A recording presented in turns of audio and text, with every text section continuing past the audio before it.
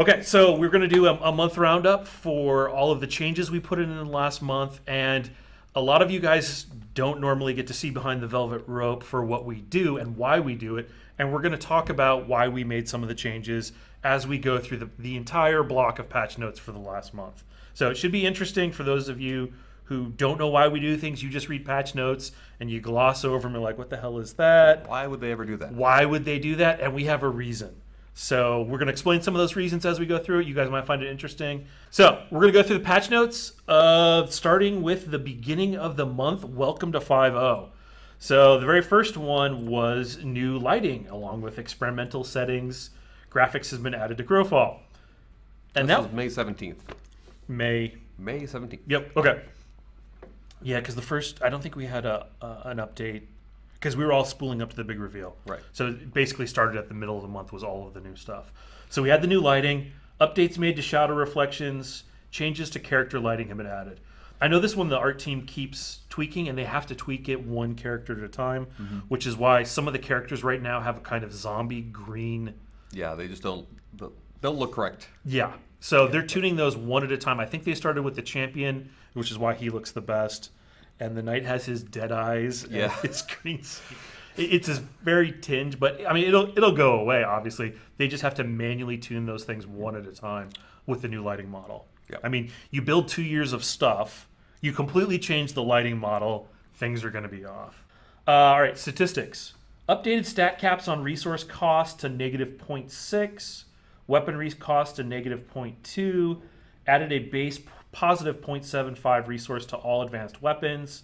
Okay, so this is the basis of the weapon efficiency system. So this is us making weapons have a stat that matters other than damage, right? That was basically in the earlier builds, the only thing that mattered anytime you made a weapon was damage, damage, damage, damage, damage. Now we've added the resource cost, which acts as a multiplier on the cost of all powers you do, and you can make it you can tweak that stat on your crafted weapons and make them very efficient, or you can choose to ignore that stat, and there's a variety of reasons why you would. And that being, we gave you a passive that you can load out to reduce that cost, or you're running with a group mate who is generating a lot of resources, or you're playing a build that is basically a no-spend build. So with a couple of the new disciplines, Bard and Troubadour come to mind. If you were to combine both of those majors, you would basically have a no-spend build. You'd be sitting there twisting songs. However, you really wouldn't need to worry about resource cost. Or you play one of the 3 classes that don't. So Assassin, Duelist, or Templar, they don't have to worry about it because they're pip users, and the resource efficiency doesn't affect them in any way. Same with, it doesn't affect Essence either, does it? No, it does. Oh, it does? Okay, so I guess your Essence gain will be affected by...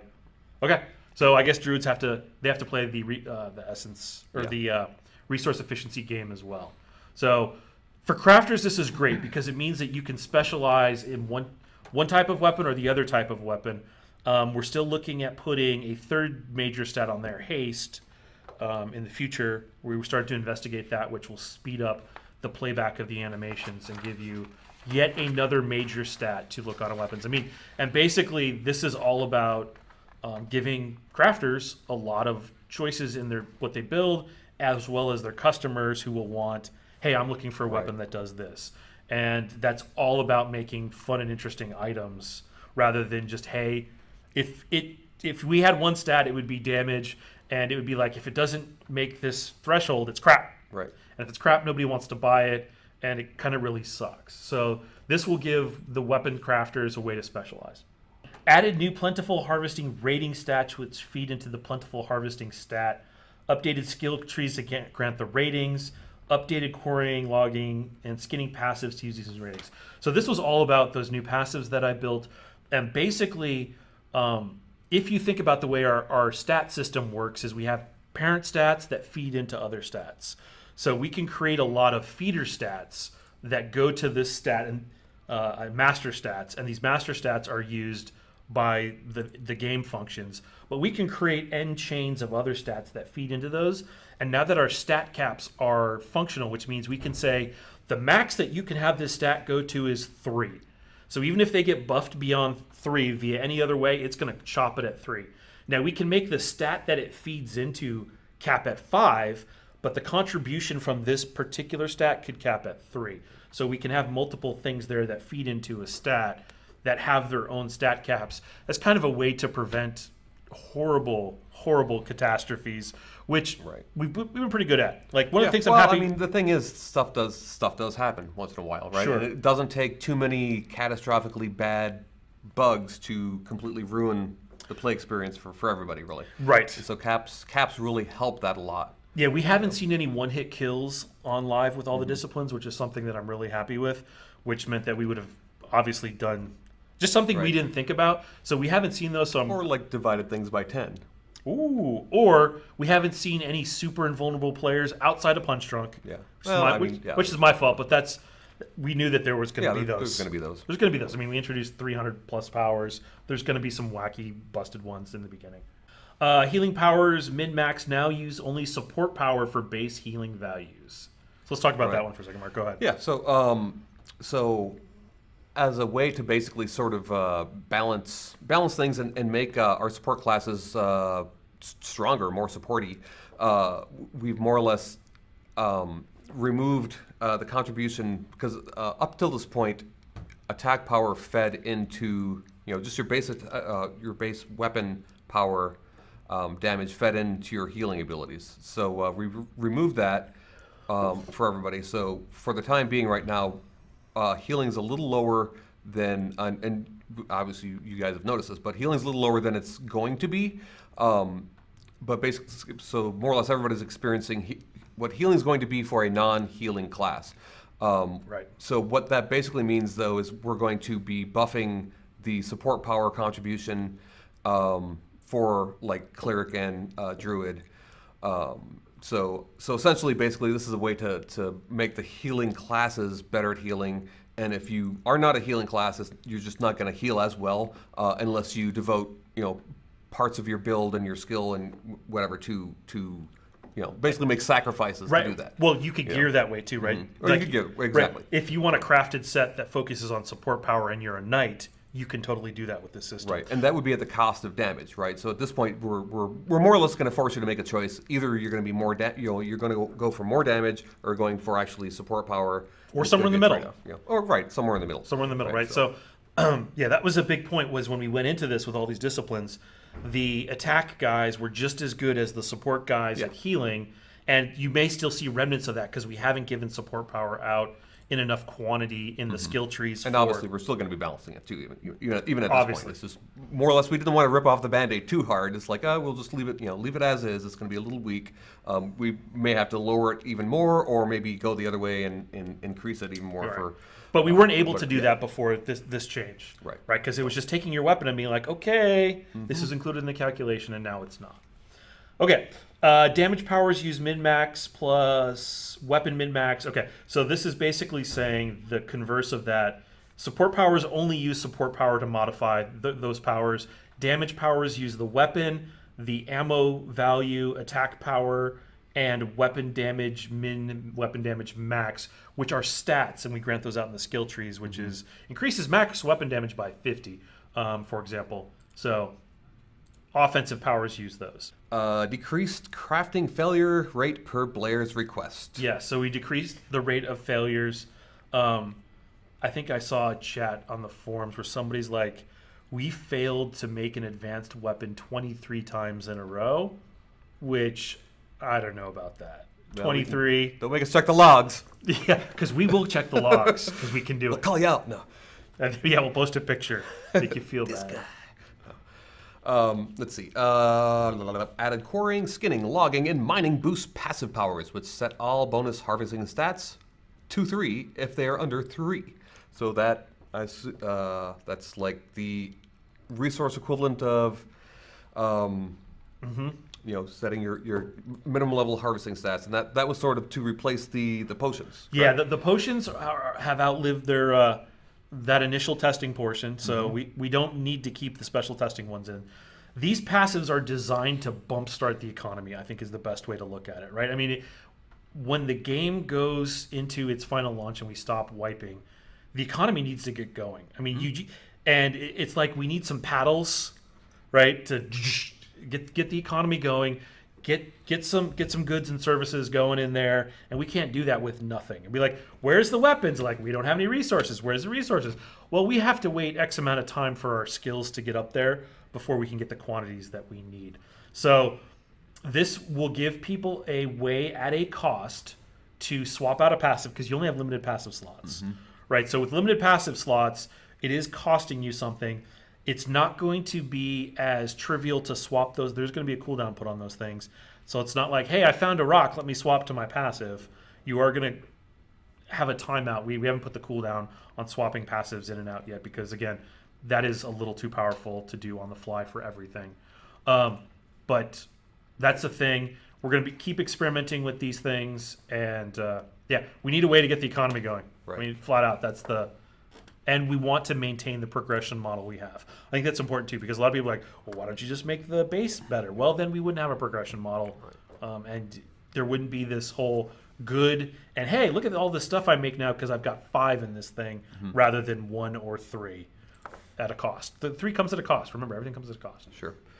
Created empty flask item as a recipe reagent. I think that is what it is. Well, that was for, what that's for fleshing out alchemy. Okay, all right. So alchemy before was just like, hey, 2 pieces of ore make you a potion. So it's actually Valerie starting to put in some of the things that you would need to make alchemy a thing. New weapon recipes have been added, including one-handed hammer and hammerhead, one-handed axe, one-handed scimitar and curved blade, focus orb, and components. Please note Please note that these items do not have visuals in the game yet, and this is a known issue. Right. So again, we need to add a bunch of weapons for all the new masteries, and they will come online at the appearance will come online at some point. It'll be cool, but at least you guys can make them so you can test out those disciplines. Functional stubs that work. So. New test discipline recipes are now available for major, minor, and weapon disciplines. Yes. That is what it sounds like. It's all the disciplines. Right. Okay, let's talk about that for a second. Any recipe that we don't want you to make because that discipline isn't quite ready, we put a piece of unobtainium in there. Right, and that's the next. Oh, is it actually? Okay. Next series I want to just jumping ahead. Just go ahead. Go ahead. Right into it. Just the unobtainium. Unobtainium is not a thing. If any of you have seen the movie Avatar, they use a thing called unobtainium. It literally means what it sounds like. It's unobtainable. It's just funny. I saw in chat somebody's like, "Where do I get unobtainium from?" So like, it's not a thing. It's so good. But it's so funny. Okay, so updated display names. Let's see. Updated display names and some of the vessel recipes to now fit with the new races. Yeah, so we basically changed all of the old archetype names. We're starting to do what we're calling the race class conversion, which is you will pick your class and then you'll pick your race. The old necromancy stuff still pointed to archetypes. So now you will make a vessel of a specific human or Nathari or Wood Elf or Minotaur. The crafting is still the same. Yeah. It just means if you want to make something better than a white quality vessel, there is now a progression path for you to make a purple or blue one. And Mark can tell you what those ones do because you set up all the stats on those things. I sure did. They're just better, right? I mean, basically better quality is better stats, right? You're gonna have better base attributes, which is gonna. So that's important, attributes, because we don't give out attributes on everything. Right. That's the only place you're gonna get them. Right there. Is right there. So if you want higher base attributes, you're gonna either craft them or you're not gonna get them. Yeah. So there's also some loot drops, all the additive stuff.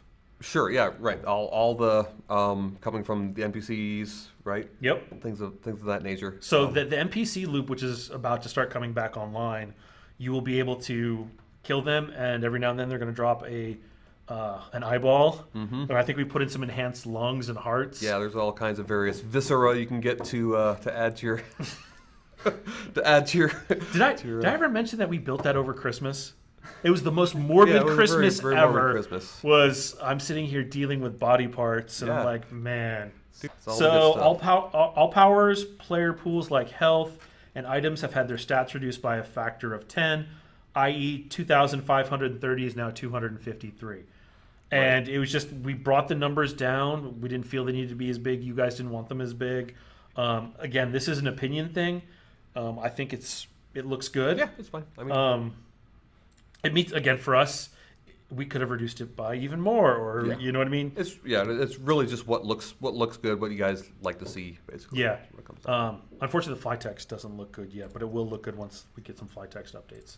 Cooldowns across all powers have been standardized, except for Myrmidons, who are mainly gated by resource as opposed to cooldowns, except for Berserk. There are now discipline powers that offer substantial cooldown reduction to those wishing to explore this playstyle. So Right. yes, And really, aside, even beyond Myrmidons, you could also say Assassin and Templar, the Pip and Duelist the PIP users are right. are not gated as much by cooldowns as they are by Because they have to pips. go out and earn the resource, right? Right. I mean, you have to hit. So yeah, so I mean, we've built all the classes to be different across the board for a long time now, and yeah, we wanted some gated by cooldowns, some gated by resource, and then we put in basically Easter eggs into the discipline system where there are specific powers that can make funky builds. Like again, the punch drunk, even though it's being abused right now with Mana Shield, which Well, it's being abused with everything, right? Because it's like you can It's more or being less, abused with every Berserk 2 too. seconds you can reset your cooldowns, Blair. That's the problem. so anyways, we've already fixed Yeah, that. it's already been fixed. It's already been A lot of- fixed.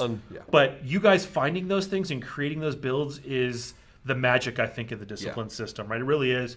And we put in a whole lot of just powers that look random, but when combined with another one, Yeah. you can totally make some cool, funky things, which is what Right. we wanted to do with, and we've been talking about forever. Yeah, and it's finally finally real, here. It's finally right? a thing. And- Okay. and actually, to just talk about also like why we actually did the cooldown changes was just simply because we had like some situations where this buff has lasts for 15 seconds and has a 15-second cooldown. This one lasts for 23 seconds, has a 23-second cooldown, and like we're at very or 12 seconds or 10 seconds. Right, so we just basically wanted to get things at a more normalized, Right.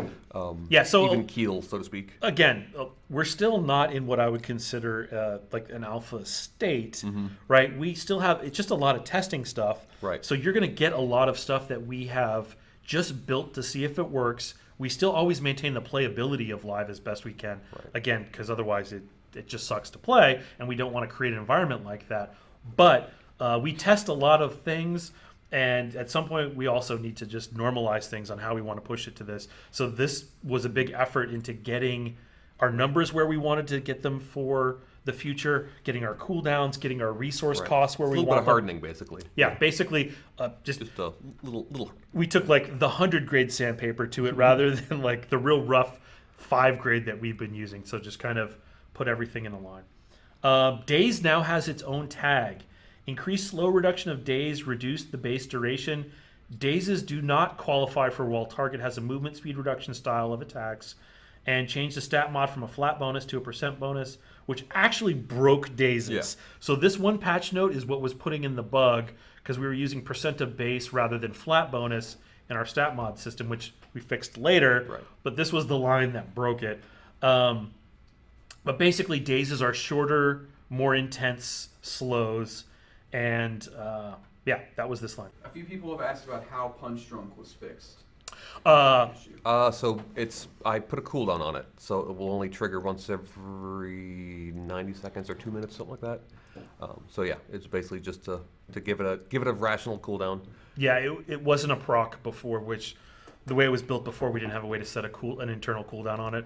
Now we have it. We reworked it so you can set an internal cooldown on it. Okay. So and then we'll trigger. We'll tweak that. Yeah, as I long as- mean, like exactly. but it needed something. Yeah. Bearded Beck asked, and we've talked about this, but I guess to remind people who might not have seen it yet, what is the next class to come into testing? The next class to come into testing is scheduled to be the Assassin.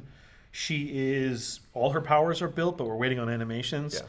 And that got sidelined for the race class split. That took higher priority. Basically, we need to break up the, obviously the archetypes into classes and races. Right. So it could mean, would that actually mean that maybe cleric would come before? And it might mean Possibly, because we can go because- ahead and build the cleric powers, which in fact, cleric's designed, ready for us to build, and now we have all of our new toys. I think the cleric is going to be our first archetype or class. Our first class that will require no new tech. And the engineers were like, Yeah, "Yay!" we'll think. Are you kidding? We'll think of something. Yeah, exactly. That was the goal, to actually make it so we have enough Legos that we can build things without asking for engineering time. But I know some of the assassin, like double jump, was being worked on yesterday. So there are engineers making efforts on the movement, the glide, as well as the double jump. So efforts being made. Okay. Talos Amaruil Dos, I hope I said that right, asked, what are plans within the next couple months for cooking and alchemy?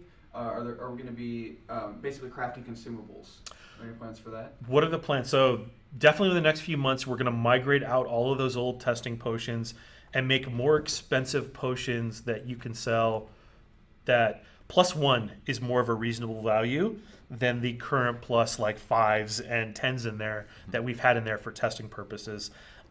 So alchemy will get fleshed out. I don't expect ever to see in-combat healing potions as a thing. Okay. We've all designed them to be out-of-combat healing potions.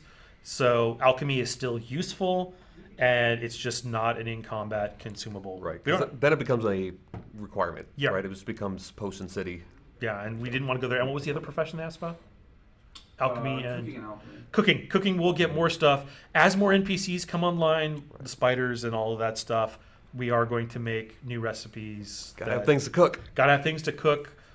Food right now is limited to apples, and since most people have been playing on Bloodbath, it's not too much of a problem. But as the adventure loop comes online with Campaign World, and you're out there playing it more like an MMO rather than a deathmatch in a little 1x1 square, you're going to need those things. Okay. Mr. Moneta asked, will the second pass/review of skills mean rearrangement of skills or changes to their effect, or just an adjustment of number values?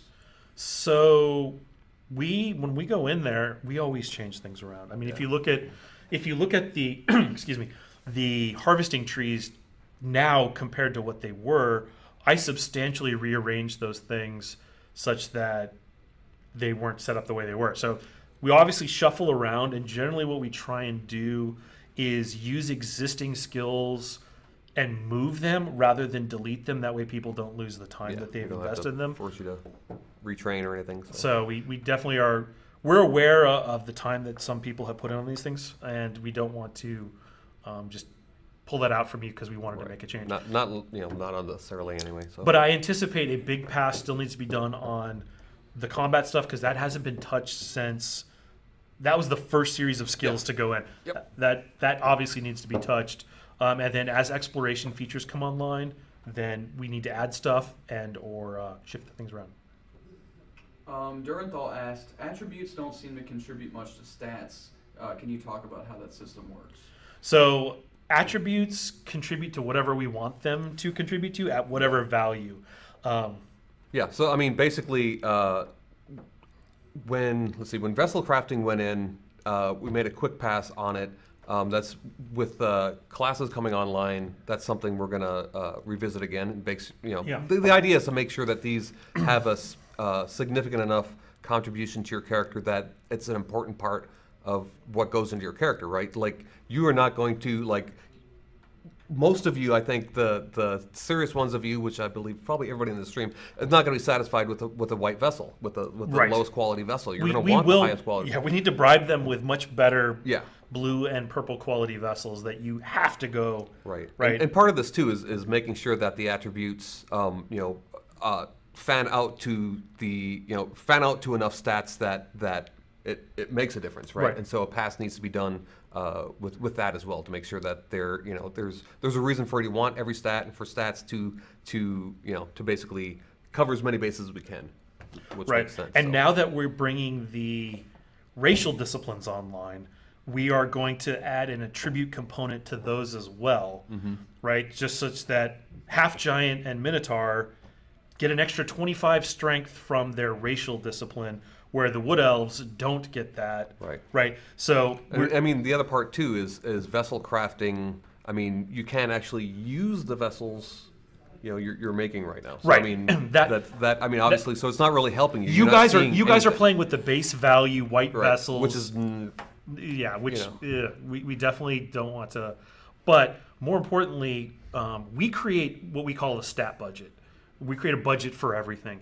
And we say, okay, this is going to contribute 45% of your character's power over time. Right. It's basically like a pie. Like how much of each system contributes to that piece of pie. So we try and arbitrarily not go in there and add things. We basically, at the beginning, we've sliced up the pie and say, okay, you get 30% of your character's growth from attributes. Let's now slice the attributes into the 3 vectors we know they're going to come from. The necromancy vessel, and we added the new vector with the racial discipline, and then the class is going to have a skew on your attributes as well. So now we have to basically, amongst that, divide the smaller pie into its 3 components. And right, and so a lot of this too is the tracks finally meeting and getting all the systems online for you guys to even experience it. Because right now you really you have no really opportunity to experience the system because it's all baseline all the time. So yep.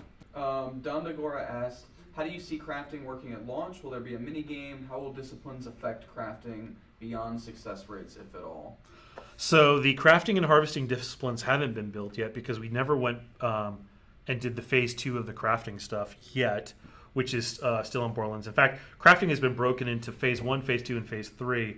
Right now, we've completed phase 1. Phase 2 adds in the crafting station stuff. Phase 3 will be the factories and mass production, which we need to get to so you guys can mass produce based off of blueprints. So there are going to be some shifts along the way. I don't think we're going to substantially add a mini game in there. The mini game right now is more RPG based. It's you have these amount of points, you've used this quality of resources. Where do you want to put those points? And have you skilled up enough such that your rolls are really good that you shift into the amazing and great success ranges of them. So that's kind of more of the RPG mini game. It's not a like a Peggle or a bubble popper, whatever kind of mini game that I've seen many times before. Anyways, Match 3. Right. So there's a lot of questions about individual bug fixes on characters and abilities. I think it's just important to push out a reminder that a lot of systems have sort of crashed together at once, and there's going to be a lot of balancing and tuning that happens over time. Right. Something to keep in mind too is just the cadence of our build system. Right. The fact that, like for example, a lot of the bugs you guys were reporting from even last week were fixed before that build actually even went out. It's just that what's live is behind what's in what we call develop. So. But I think more importantly, the way that we work on Monday, the design team goes through the forums and reads all of your stuff. Watches the video. And we watch videos. You come by my desk and I'm watching. All we do all day is that and find the bugs and fix them, basically. We find the bugs and we fix them. If we don't want to spend 5 days fixing bugs, though, because we have to continue to make forward progress on the rest of the game. Right. Otherwise, we would never finish the game. So Monday and Tuesday, if we can get all of the big bugs that we identified, design fixed, and some pushed over to engineering because we need an engineering fix, then we do that. Those bugs get into the build system, and ideally by Wednesday, we have a good build for the weekend. Thursday, we're kind of pushing it. Friday, it's rough. And if we don't make that window, all of the fixes we made for that week get bumped into the next week. So it's not just us fixing things, it's making it through the build pipeline, which is compiling the code, making the patcher stuff. And if somebody else happened to have checked in something that broke the build, which is kind of a sin in our world, but it happens all the time, we just can't push that build out because there's something catastrophic preventing you from playing. And we always want to give you something playable because it would be no fun to log in and all of a sudden. Remember when we pushed out everyone has 7 health or 13 health, right? When we did the stat revamp, right? We didn't catch it internally because we didn't have the same test conditions set up as you guys. But that kind of thing would prevent us from pushing new code live because we don't want to put you guys into an unplayable state. So sometimes it may be 1, 2, 3 weeks if we have really unlucky builds before you guys see changes. But we're always making changes. We're watching the forums, we're watching the videos, and fixing things as fast as possible. And then sometimes those fixes don't do what we want them to do, so we have to go back and fix it or change something in a way that it will make sense. So there's lots of iteration going on, and you're going to see this all the way from here to forever. Yeah, That's how a live game works. Yeah, basically. Right? We try and get you guys as fixed as possible. And I understand from a player, it's really irritating. Like Durenthal got on my back for like 3 weeks. Something wasn't fixed with the night resource cost. We'd fixed it right away. It was just like it just isn't live yet. It didn't make it to the live process. So it happens. And you guys should get used to that now, having seen this enough that that's how things work. And on that note, can we start with, we're going to move out of Q&A. I'm going to turn off the followers only chat. And then can we just give an overview of some of the things that Can Tennis have a call out? Sure. Hi, Tennis. I liked the Bard video you made. It was really good to explain how the Bard worked, especially twisting. I just wish you used a higher quality setting. If you could talk to Zybeck, because I watched Zybeck's Confessor Battle Bard, which was a great video as well. His footage looks a lot better just because in his background he puts trees and things, and he doesn't do it at the edge of the map where there's a seam that cuts off the effects. So if you could figure out a way to up-res your video and try and frame the elements properly, that would be great. So I am going to blast back on Tennis's behalf. He's been calling for a buff to the Druid Spark the whole time. Buff to Druid Spark. Yeah, there's a... I'll show you.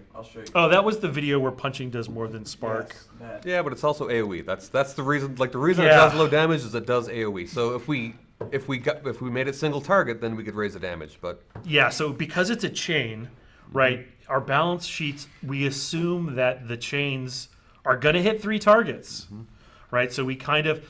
Remember, this goes back to damage splitting, right? This goes all the way back to damage splitting. You did this. This is your fault. So if we had left damage splitting in, then when you did a single target lightning, it would have done huge damage. But well, not huge damage, but it would have done basic damage. It would have done 30x damage. It would have done so much damage it would hit kill him. No, but it would have done a lot of damage. And then if there was 2 or 3 targets, it would have automatically scaled down. Since we had to make that big pass and assume that it can always hit 3 targets, we set a baseline for everything. So this is the side effect of us not using damage. And again, like if you guys don't care if you don't want to AoE, let us know or whatever. Take a vote and we can make a single target. And on that note, can we start talking about what players can expect in the upcoming tests? Some of the content that'll come out. So the disciplines keep getting fixed. Yeah. Right, we're going to keep polishing. You guys are going to keep making crazy builds. I love the videos. It gives me warm fuzzies inside to see the videos you guys make about the cool, crazy builds. Please try some of the things that haven't been tried yet. So we don't want to see everybody just make a Bard. What was the Juggernaut? Sure. I think that was the Zybeck build, was the Juggernaut Bard. Great build. Keep trying everything and come up with some weird, crazy combos. Because if powers aren't getting used, we need to look at them and see why they're not getting used. If a discipline is just we don't want to do that. We want to make every discipline a great discipline, right? We want everything to be great. So the only way to do that is for you guys to try new things and be like, hey, these are the ones that we think are weak. Please don't say that they're trash, because that would offend somebody. Absolutely trash. We go home every night and cry when you guys say that. But it would be great if you could identify the ones that are weaker than the others. And we will look at them and be like, hey, maybe we need to do this. Again, we implemented 300 powers. Some of them are just not winners. They ain't all going to be home runs. Yep, and we just want to make them as all good as possible so they're viable. Even if a discipline has a really strong power, I think that's also viable, right? So if there's a really strong passive, and that forces or that puts it in... There are holes, what you're basically saying. Right. It is a package. Right, so that still doesn't mean that all 4 powers need to be outstanding, but they should be viable. Like if Ghost Army, right? If Ghost Army is the only good thing on Banshee, that still may be viable, because you know what, Haunt is pretty good too. Anyways, enough said on that. What was your next? More future stuff? Yep. Okay, so again, refining disciplines. Druid is getting a big pass right now. You're gonna see go away the I can load out damage stuff into the healing tray and totally bypass the purpose of that. If you want to be a nuking Druid, Scimitar Master, right? That was the whole reason we made that, to remove your healing tray and give you random healing procs. Healing is going to get better for the Cleric as well as the Druid. I'm going to stop talking a lot about the Legionnaire, because the Legionnaire is about to get axed in data. That's one of my projects for next week, as we start to do the split on the data side. So a lot of those powers, in fact, I think the cleric only has 2 or 3 of the old legionnaire powers. Something like that. And their options. So the cleric will also be the first class that we give them more powers than are actively loaded out into the tray. Now that we have that tech, and Right. it's a shame it came online late, we designed all the archetypes to have a very specific loadout. We're going to give them some options that they can now choose to go, oh, I don't like this one, I want to take this one. So they will have a little more base powers And than the rest. you'll have things from your race, right? And by that time, the first series of race stuff should be coming online. So, what else? Or whatever you want to do. Oh, the Trailblazer Trail Master series of movement speed buffs. I'm definitely looking at migrating those from everybody to very specific races. So I think Trail Master, which is also on the Arcane Archer, which they don't have archery stuff yet because we're missing the animations. I'm hoping the animations come online in the next 4 or 5 weeks for archery to let everybody start playing with the archery stuff. But the movement speed stuff will get divvied up. So not everybody is going to have Trailblazer and or Trailmaster. Some of them are just not going to get that. And you can bypass that by taking a discipline or grouping with a bard who can provide an AoE movement buff to those who need it. What else you got? I've just been fixing stuff, dude. Fixing stuff. My last several weeks. That's right. The cleric stuff is next on your plate. Mm-hmm. And the racial stuff. Okay. And then, of course, that's all going to dovetail into campaign worlds. And basically the campaign world will also be the adventure world. So as we're calling it, which it means the AI is going to come online, and you will have something to fight other than picking on the poor newbies in Bloodbath. Okay, let's talk about that for a second, because I had to put a post in the development partners area. You guys can't help yourself. It's like there's 5 pies on the window. Yeah. No, it's a scorpion on the back. It's a scorpion on the back, right? Frog and the scorpion. Why did you sting me? It's in my nature. You just can't help yourself. Some people are just out there testing. Like, we have an internal rule that if somebody is just standing there and you're wailing on them, you're to desist combat. Break off. Stay there. Greg Tapper. And Greg is always breaking that and making me very angry. That was only for me as a cameraman. Well, no, it's for the rest of us as well. Because there's a lot of cases where it's like, hey, what just happened? Something happened. No. What I mean is something broke, and we need to analyze what happened. Like, whoa, my frame rate just dropped to 5. Like you're all tabbed or something, looking at. I need to tab into a piece logs of or data, so I'm just standing there AFK in world, and then Tapper will come up and just start wailing on you, and you're just standing there, and or you're naked. All right, fighting somebody who's naked, come on, really, let them go get basic armor. Or if you're out there harvesting just to see what a rank 9 node does, let Onres and Scree out there and let them be alone for a little bit. Yeah. Again, our rule is if they just stand there, that's basically waving off, hey, I'm testing something, just kind of leave me be. Don't kill the poor newbies. They're logging in. They're trying to figure out what WASD means. Hey, what's this button?